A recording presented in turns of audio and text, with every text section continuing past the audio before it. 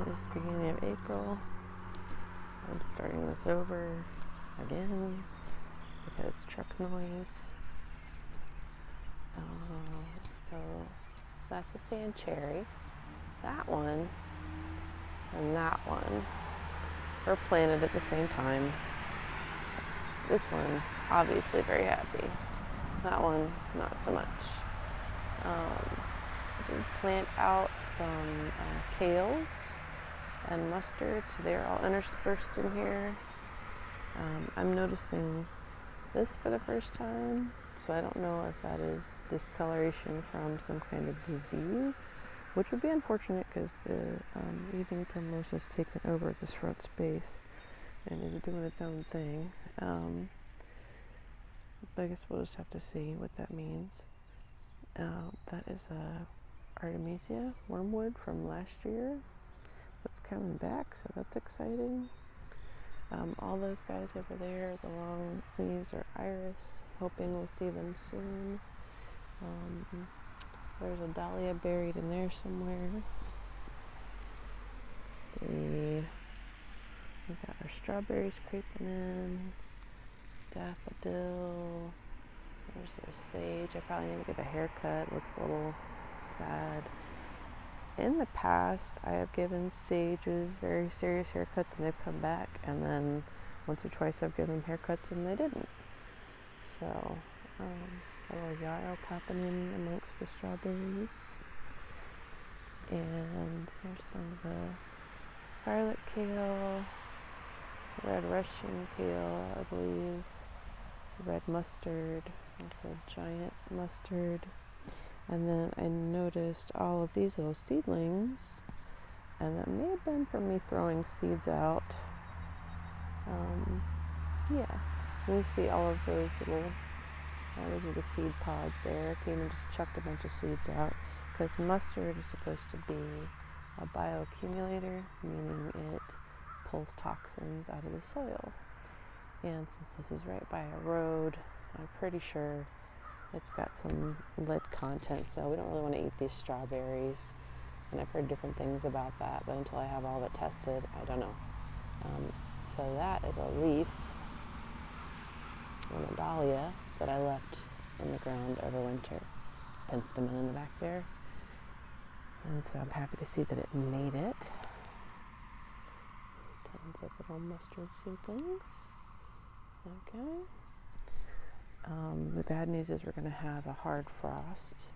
It's been in the 70s and 80s. It's been amazing.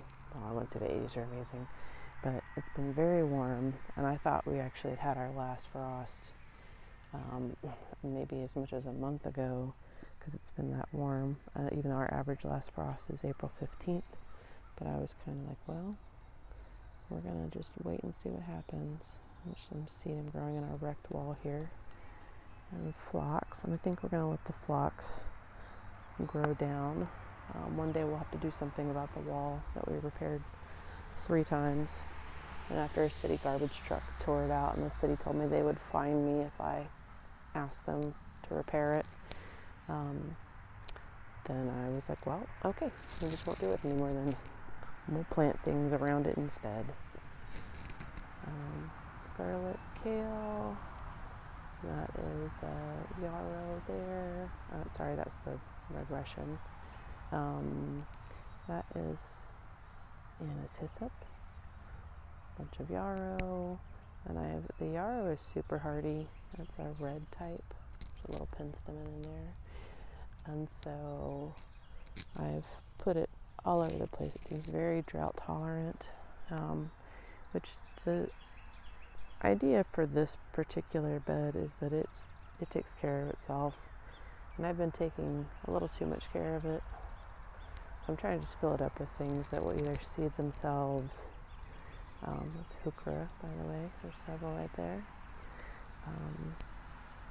Strawberry. So yeah, taking too much care of this space that's supposed to run itself. Sedum, cactus.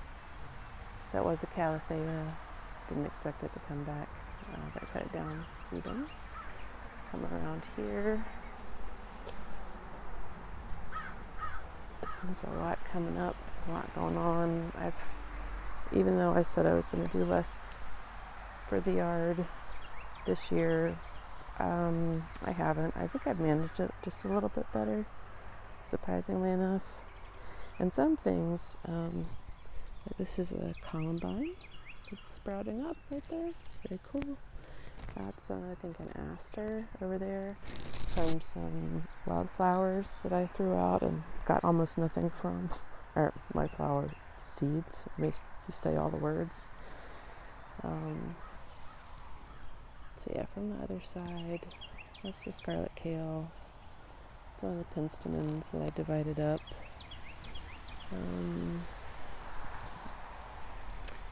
These little wood piles are dahlias that I just tried to deeply mulch so they'd make it through the winter. And at least one of them has, although it's going to get damaged. Alright, I think that's it. And this is, I don't ever talk about this guy. That's pecan, plum. The idea with this line of trees, I almost fell over, was that it was supposed to be a hedge eventually. And eventually it might be. But it's going to be a fedge, a food hedge. And this is hazelnut, American hazelnut. As is that one. And they're pretty happy. But I think with the plums, like they're supposed to sucker, and this one really hasn't.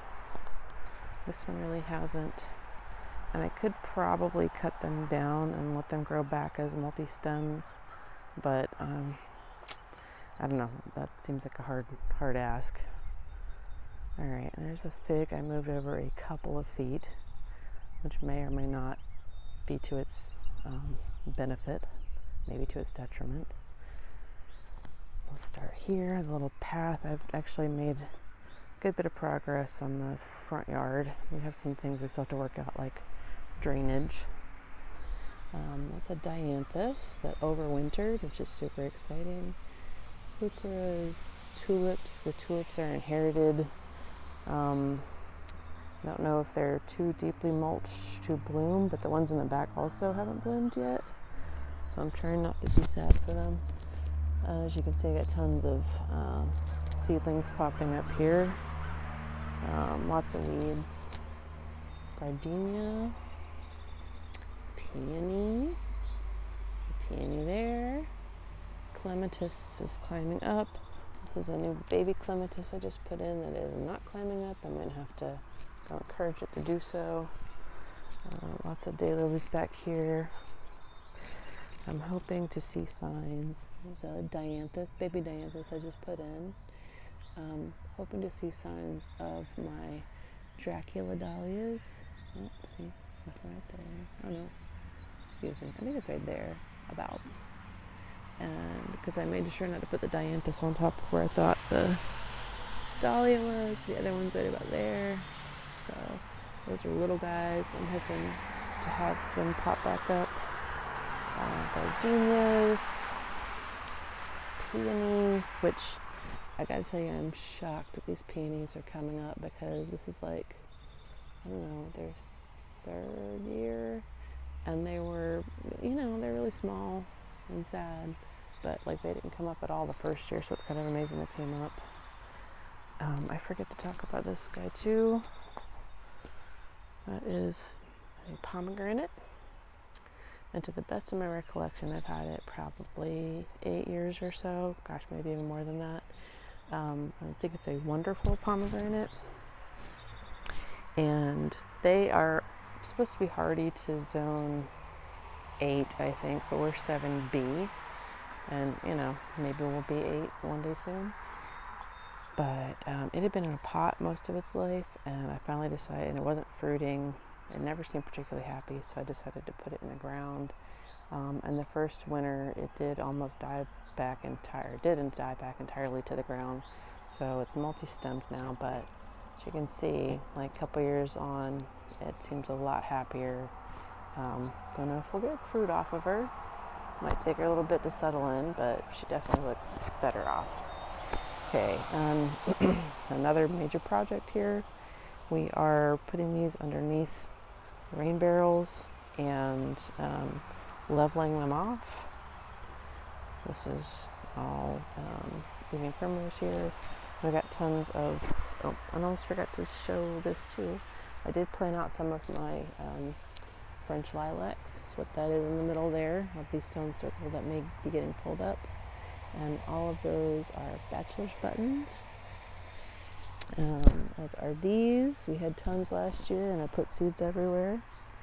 And they are lovely burgundy, I believe called Black Magic. I might be wrong on that. Yeah, let me finish showing this before I talk about the barrels. That would be a hollyhock there, and then gladiolus that I kept in pots last year, and I put an anise hyssop there. I do have the anise hyssop starting to come up all over the place, which is awesome. It's another plant that is so super tolerant of just about everything, and if you get it going, like the bees love it, and it reseeds itself easily, and I think it comes back up from the roots. So, I mean, all around champ. We also have this star jasmine that pops up everywhere, which is I'm not a fan of. But yeah, so rain barrels, gonna level them out, lift them up. I also have a pump that I bought to empty out rain barrels a lot easier. Oh man, I'm probably gonna miss the irises blooming. You guys, you made flowers real fast. Thanks. But that was a major production. The whole, we bought like 8 of these, for 5 for the rain barrels, 3 for other things. And I almost thought my car wasn't going to make it back from Home Depot, which we're trying not to shop at big box stores, but finding oversized paving stones is not an easy thing either. So here's 9 bark there. And my iris that's way overdue for digging up and dividing. And I did make serious progress on the cardboarding and mulching of this area. That had been a stack of cardboard, and it's been sitting there since September when Helene blew through. And obviously it had been low on the priority totem pole, but I finally got to get some. As you can see, like the mulch is a little inconsistent, but I still have some things to grind up in the back. For the moment, I've got lots of things popping up that are volunteering.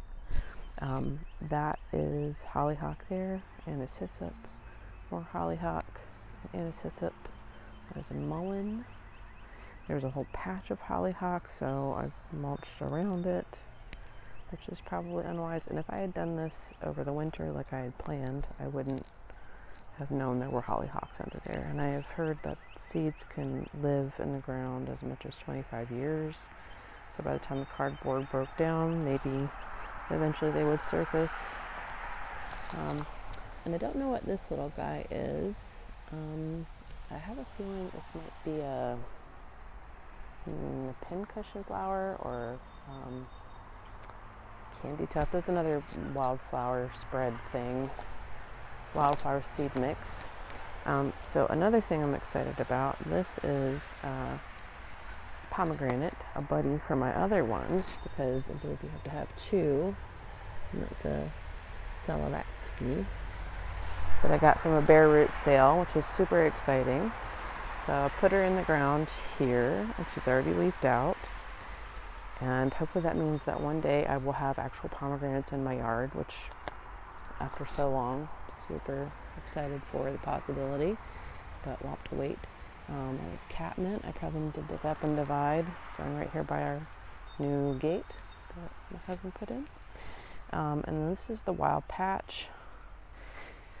And I guess I'll show some of that since it's starting to get going. So lots of anise hyssop. It's for me sprinkling seeds. I did move my forsythia over to the other side of the gate because I wanted the pomegranates. I mean, because of the fence, this one can't be exactly in the same place. And that corner is way more shady anyway. But, kind of close. to the same place. Oh yeah, this is the same kind. So I don't know what kind of flower that is. I think it's pincushion flower, scabious. I could be wrong. Although I did get scabious seeds from a friend, so we'll have black knight scabious soon. This is all raspberry, and this is all raspberry. Now granted, it's been 7 years or so, but I planted one plant on the other side of that fence. I believe it was a heritage raspberry. Got it for cheap somewhere, and it's multiplied, and it's on the other side of the fence, and now it's out here. And it's been chasing the sun. Apparently where I put it is too shady. They do grow in shade, but it will prefer sun. So there's that. Got some sweet peas growing up because we have them on the fence. It's going on a lot longer than I intended to. There's a little Gerber daisy hiding under there that is inherited. So let's walk here. Still got a lot to do, but I feel like I've made a lot of progress, and like in between that I've planted out some things.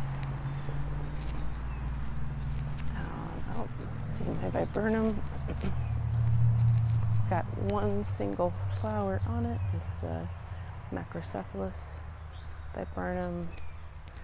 It's a Chinese variety. It's sterile. I did plant some cardinal flower back there last year. Looks like it's coming up. Liriope looks terrible. There's some gladiolus in there. Oh, there's first one of the season popping up.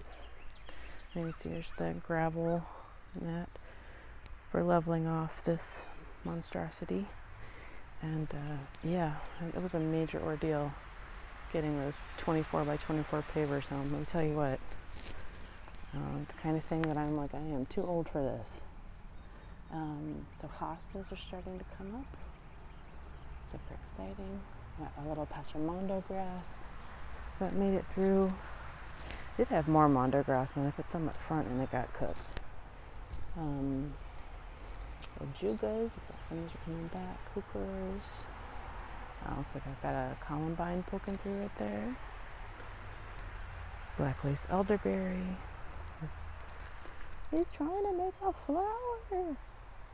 Good job, little elderberry. You're doing it. This is its third home in my yard. So I finally found a good spot. More heuchera, some apricot, and I've got 3 types. That's the Pinot Grigio, I believe, and I'm blanking out on the 3rd type. Elderberry that I probably need to give a hard haircut. This is grown from a cutting. Very proud of my first ever propagated plants. And it got me. Okay, and then ajuga, more ajuga, here guys. And ajuga is a ground cover, and it's supposed to spread and take over. Mine has been killed back pretty seriously over the winter, every winter, so it hasn't exactly been a problem. That guy, some more hostas. You can see the hosta popping up there. More columbine, which I'm excited for. I did plant the columbine last year. It's a perennial, and planted it too late for it to flower, but the fact that I've got a couple of them coming up means that they made it. They are in fact perennial, so that's super exciting. So there'll be a lot more to see in here, hopefully, and I have a lot more columbine seeds started as well. And then my painted fern has made our first appearance of the season, and there's a little sport over here, a little baby. Hellebores just really put on a show. Made a lot of flowers, even the little baby, the division over here did. Other elderberry. Oh, and then I'll almost forget to show the lungwort here, pulmonaria. she's also finding her footing. And then slab, last but not least, this would be oak leaf hydrangea, which I think I've got some, looks like I've got some dye back here, so I need to cut it. But yeah, she's starting to leaf out and look happy. Good job.